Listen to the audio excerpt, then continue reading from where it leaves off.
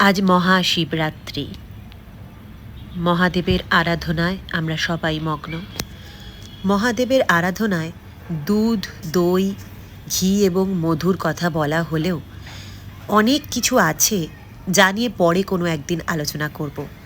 মুগ ডাল দেওয়া হয় মসুর ডাল, দেওয়া হয় ছোলার ডাল বা অড়হর কলাই, চন্দন তো দেওয়াই হয়, অবশ্যই দিতে হয় ভস্য, আখের রস, না হলে চিনি বা গুড়।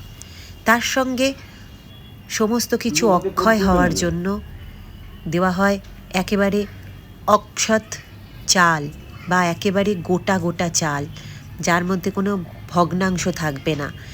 দিতে হয় ধান, সাদা বা হলুদ সর্ষে, সাদা তিল, কালো তিল, প্রত্যেকের কিন্তু নিজস্ব ব্যাপার আছে।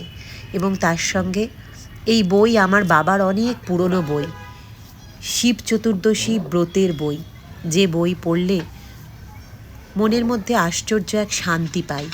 তার সঙ্গে শিব চালিসা তো রয়েইছে। শিব চালিসা না হলে কিন্তু মনে হয় কোথাও একটা শিবরাত্রির ব্রত সম্পূর্ণ হলো না। অবশ্যই কর্পূরের আরতি করতে হবে এবং ঘিয়ের প্রদীপ জ্বালাতে হবে পাশে।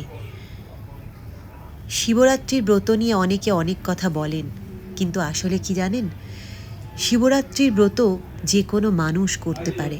ব্যাধের সেই গল্পটা, যেটা ব্রত কথায় আমি পড়েছিলাম ছোটবেলায়, বলবো কোনো একদিন। আসলে এমন কোনো মনের ইচ্ছে বা এমন কোনো আশা যা কোনোভাবেই পূরণ হচ্ছে না, সেই আশা মনের মধ্যে নিয়ে কিন্তু শিবরাত্রির ব্রতের পালন করতে হয়। বলা হয় যে দুরূহ এই ব্রত নির্জলা থেকে করতে হয়। আমি নির্জলা থাকতে পারি না। আমি চা খাই, জল খাই, শরবত খাই। আগে করতাম ছোটোবেলায়, মাকে দেখতাম মাটির শিব করে নির্জলা উপোস করে 4 প্রহরে মা শিবের মাথায় জল ঢালতেন। কিন্তু আমি কোনো দিনই পারিনি। ছোটোবেলায় মায়ের পাশে বসে দেখতাম। এখন আমি চা শরবত খেয়েই করি। মহাদেবকে ক্ষমা চেয়ে নিয়েছি। শিবের মাথায় যদি গোলাপ ফুল দেওয়া যায়, তাহলে সারা জীবন ভালোবাসায় ভরা থাকে জীবন। দিতে হয় গোলাপের সুগন্ধি আতর। এবং কোন অর্পণ কেন, তার কিন্তু মাহাত্ম্য রয়েছে। আজকে তো সব হবে না। দেখুন, মাথায় ঘটিতে করে জল ঢেলে আবার ব্রতকথার বই নিয়ে বসেছি। ব্রতকথা সম্পূর্ণ হলে পড়ব শিব চালিসা।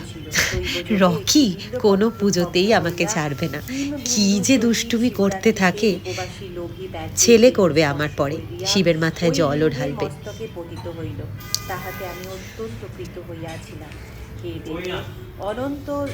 শিব ঠাকুর পার্বতীর কাছে বলছেন, পূর্বকালে বারাণসীপুরীতে খর্বাকৃতি কৃষ্ণবর্ণ ক্রূর স্বভাব এক ব্যাধ বাস করিত।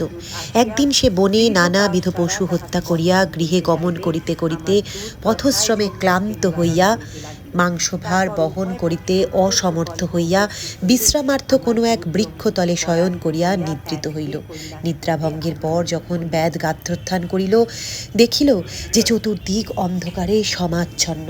হস্ত দ্বারা অতি কষ্টে এক বিল্ল বৃক্ষ ধরিতে পারিল এবং তাহার শাখায় মাংসভার লতা দ্বারা বন্ধন করিয়া স্বয়ং ব্যাঘ্রাদি হিংস্র জন্তুর ভয়ে তদুপরি আরোহণ করিয়া রহিল। এর একেবারে শেষে রয়েছেন, যমদূত নন্দীর বাক্যে বিস্মিত হইয়া যমপুরীতে ফিরিয়া গেল। হে পার্বতী, শিবরাত্রি ব্রতের মাহাত্ম্য তোমার নিকট বর্ণনা করিলাম। পার্বতী মহাদেবের মুখে শিবরাত্রির মাহাত্ম্য শ্রবণ করিয়া প্রশংসা করিতে লাগিলেন। অনন্তর দেবগণ, ঋষিগণ ও পার্বতীর মুখে শিবরাত্রির ব্রত মাহাত্ম্য পৃথিবীতে প্রকাশ পাইল। শোনাবো কোনো একদিন শিবরাত্রির ব্রত, দেখবেন অসাধারণ লাগবে, চোখে জল আপনি চলে আসবে। ব্রত কথার শেষে আমি শ্রী কাকভূষণ্ডী গুরু কৃত রুদ্রাষ্টক প্রত্যেকবারই পাঠ করি। আজও তার অন্যথা হয়নি।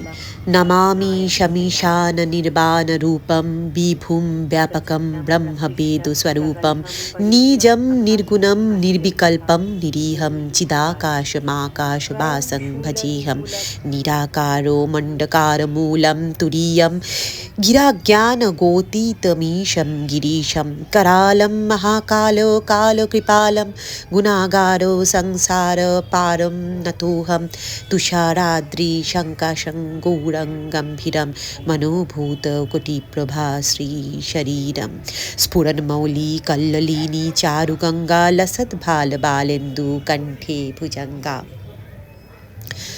चलत्कुण्डलं भ्रूसुनेत्रं विशालं प्रसन्नानं নীলকণ্ঠম দয়ালম।